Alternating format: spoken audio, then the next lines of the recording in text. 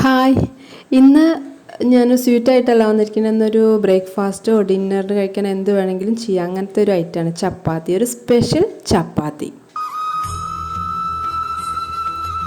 ആ സ്പെഷ്യൽ എന്ന് പറയുന്നത് നമ്മൾ ഈ സാധനമാണ്, അതായത് നമ്മുടെ ഓമക്കായ അല്ലെങ്കിൽ പപ്പായ.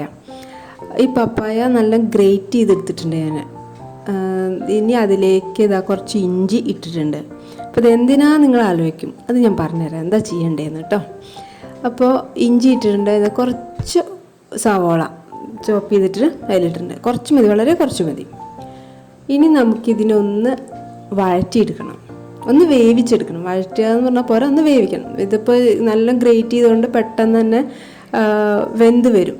അപ്പോൾ ഇതിലേക്ക് പാകത്തിന് കുറച്ച് ഉപ്പ് ഇട്ടിട്ട് നമുക്ക് ഒരിത്തിരി മഞ്ഞൾപ്പൊടിയും കൂടി ഇട്ടിട്ട് ഒന്ന് അടച്ചു വെച്ചങ്ങോട്ട് വേവിക്കണം. അപ്പോൾ ഞാനിതിൽ മഞ്ഞൾപ്പൊടി ഇട്ടിട്ടില്ല, ഇടാൻ പോണേ ഉള്ളൂ. അപ്പോൾ അതിൻ്റെ മുമ്പ് ഒന്നങ്ങോട്ട് ഇളക്കി വിടും, ഉപ്പൊന്നങ്ങോട്ട് എല്ലായിടത്തേക്കും അങ്ങോട്ട് എത്തിക്കോട്ടെ വെച്ചിട്ട് ഒന്ന് ഇളക്കട്ടെ. ഇനിയാണ് ഇടുന്നത് കേട്ടോ. അപ്പോൾ നമ്മളൊന്ന് ഇളക്കിയിട്ടുണ്ട്. ഇതൊക്കെ ചെറിയ ഫ്ലെയിമിൽ ചെയ്താൽ മതി, അതായത് ലോ ഫ്ലെയിമിൽ ചെയ്താൽ മതി. ഇനി ഈ വേവിക്കണതെല്ലാം കേട്ടോ പെട്ടെന്ന് ഇതായി കഴിഞ്ഞാൽ നമ്മൾ വെള്ളം ഒഴിക്കണില്ല.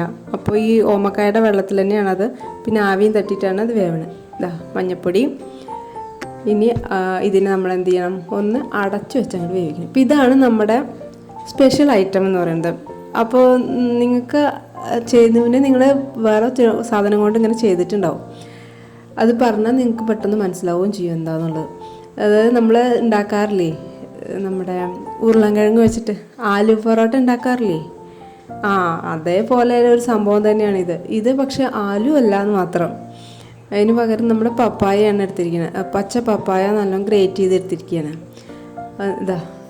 ഇത് വെന്തിട്ടുണ്ട്. ഇനി ഇതൊന്നങ്ങോട്ട് ചൂടാറണ്ടേ, കുറച്ചൊന്ന് ചൂടാറണം അല്ലേ. ഇതിലേക്ക് ഞാൻ തുള്ളി വെളിച്ചെണ്ണയും കൂടി ഒഴിച്ചിട്ടുണ്ടേ. അതിന് ഒരു എന്താ പറയുക, ഒരു ടേസ്റ്റ് കിട്ടാൻ വേണ്ടിയിട്ട്.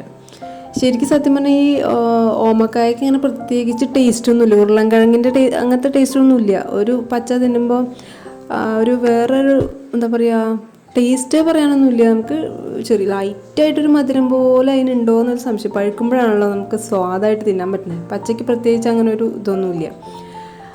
അപ്പോൾ നമ്മുടെ അത് ശരിയായിട്ടുണ്ട്. ഇനി ഇതിലേക്ക് ഞാൻ ഒരു സാധനം ഇടുന്നുണ്ട്, അതാണ് മല്ലിയുടെ ഇല. അത് നല്ല ചെറുതാക്കി നുറുക്കിയിട്ടാണ് ഇട്ടിരിക്കുന്നത്. ഇതും അതിലൊന്നങ്ങോട്ട് കൂട്ടി ഇളക്കി. ഇത്രയാണ് നമ്മുടെ ഈ സാധനം, അത്രേ നമുക്ക് വേണ്ടുള്ളൂ. ഇനി നമ്മൾ സാധാരണ ചെയ്യണ പോലെ തന്നെയാണ് ചെയ്യാൻ പോണത്. ഇതിൽ വേറൊന്നും ചെയ്യണില്ല കേട്ടോ. ഇതിൽ എന്താ പറയുക, ഇനി കൂടുതലായിട്ട് ഉപ്പും ഒന്നും ഇടണില്ല, അത്ര തന്നെ വേണ്ടുള്ളൂ. ഇനി നമ്മുടെ ഗോതമ്പ് പൊടി എടുത്തു. നമുക്ക് എത്രയാണോ ചപ്പാത്തി ഉണ്ടാക്കേണ്ടത് അതിനനുസരിച്ച് ഗോതമ്പ് പൊടി എടുക്കാം. ഇനി ഞാൻ ഇത് ചെയ്യണത് ഇത്തിരി ഉപ്പും അതേപോലെ നമ്മുടെ വെളിച്ചെണ്ണ, കുറച്ച് വെളിച്ചെണ്ണ ഒഴിച്ചിട്ട് ഒന്ന് കുഴച്ചെടുക്കുകയാണ്. ഇനി ഇങ്ങനെ കുഴച്ചെടുക്കണം എന്നില്ല. നമ്മൾ ഉണ്ടാക്കി വെച്ച സാധനം ഉണ്ടല്ലോ, ആ സാധനം ഇതിലേക്ക് ഇട്ടിട്ട് കുഴച്ചാലും മതി. അപ്പം ഞാൻ അങ്ങനെയല്ല ചെയ്യണത്. അത് എന്താണെന്നുണ്ടെങ്കിൽ എനിക്കെൻ്റെ പാകം കറക്റ്റായിട്ട് ഇങ്ങനെയാണ് കിട്ടുന്നത്. മറ്റേത് പിന്നെയും ഞാൻ വെള്ളമൊക്കെ ഒഴിച്ച് ഇതാക്കണം, അപ്പം അതിൽ തന്നെ വെള്ളം ഉണ്ടാവും. അപ്പം ഞാനത് കുറച്ച് കട്ടിയിൽ കുഴച്ച് വന്നിട്ടുണ്ട്. ഇനി ഇത് ഞാനതിൽ ഇടും. ഇനി സാധാ ചിലവർ ചെയ്യും, മറ്റേ ഉരുളൻകിഴങ്ങൊക്കെ ചെയ്യുന്ന പോലെ ഇങ്ങനെ ഒന്ന് ഉരുട്ടി പരത്തി അതിൻ്റെ ഉള്ളിൽ വെച്ചിട്ട് പരത്തിയെടുക്കാം. അങ്ങനെ ചെയ്യാം, അതിനൊന്നും പ്രശ്നമില്ല. അങ്ങനെയും ഇത് ചെയ്യാം. അതല്ല ഇതിൻ്റെ കൂടെ ഇടാം. ഞാൻ ഇങ്ങനെ ചെയ്യണത് എല്ലാം കൂടി ഒന്നിച്ചിട്ടിട്ട് അങ്ങോട്ട് കുഴക്കുക ചെയ്യണം. ഒന്നുകൂടി കുഴക്കും. ഈ ഓമക്കായ പറഞ്ഞാൽ അതിൽ വെള്ളം വരും. എല്ലാത്തിലും ഞാൻ പറയുന്ന പോലെ തന്നെയാണ്, ഇതിൽ വെള്ളം ഇറങ്ങും. അപ്പോൾ ഇനി കൂടുതലായിട്ട് വെള്ളമൊന്നും എടുക്കണ്ട. അപ്പോൾ അതുകൊണ്ടാണ് ഞാൻ പറഞ്ഞത് ആദ്യം തന്നെ ഈ സാധനം ഈ പൊടിയിലേക്ക് ഇടാം, എന്നിട്ട് ഇളക്കാം. അപ്പോൾ അതിൻ്റെ വെള്ളത്തിൽ തന്നെ കുഴഞ്ഞ് വരും. പിന്നെ വേണമെന്നുണ്ടെങ്കിൽ കുറച്ച് ഒഴിച്ചാൽ മതി. എനിക്ക് അതിനെക്കാട്ടിലും ഇങ്ങനെയാണ് ചെയ്യാൻ ഇഷ്ടം, അതുകൊണ്ട് ഞാൻ അങ്ങനെ ചെയ്തു എന്ന് മാത്രം. ഈ ഒരു ലൂസിലാണ് ഞാൻ ചപ്പാത്തി ഒഴിക്കുമ്പോൾ എപ്പോഴും ഞാൻ കുറച്ച് വെള്ളം കൂടുതലായിട്ടാണ് ഒഴിച്ച് കുഴയ്ക്കാറ്. അപ്പോൾ അതിനൊരു സോഫ്റ്റ്നെസ് കൂടുതൽ കിട്ടും. എൻ്റെ ഒരു ഫീലിംഗ് ആണ് കേട്ടോ, അങ്ങനെ തോന്നുന്നുള്ളതാണ്. അപ്പോൾ ഡ്രൈ ആയിട്ടോ അല്ലെങ്കിൽ ഇങ്ങനെ ബലം പിടിച്ചിട്ടോ ഒന്നും അല്ല, നല്ല സോഫ്റ്റായിട്ട് കുറേ സമയം കഴിഞ്ഞാലും അതിന് സോഫ്റ്റ്നെസ് ഉണ്ടാവും, ഏത് പൊടിയാണെങ്കിലും. പിന്നെ പച്ചവെള്ളത്തിൽ തന്നെയാണ് ഞാൻ കുഴക്കണം, ചൂടുവെള്ളമൊന്നും യൂസ് ചെയ്യാറില്ല.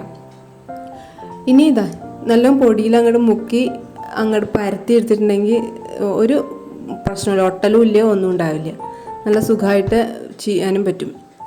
ഗോതമ്പ് പൊടി ഇങ്ങനെ കുഴഞ്ഞ് ഒട്ടിപ്പിടിക്കണമെന്നുള്ളതുകൊണ്ട് പൊടി തന്നെ കൊണ്ട് തോത്തി കൊടുത്താൽ മതി.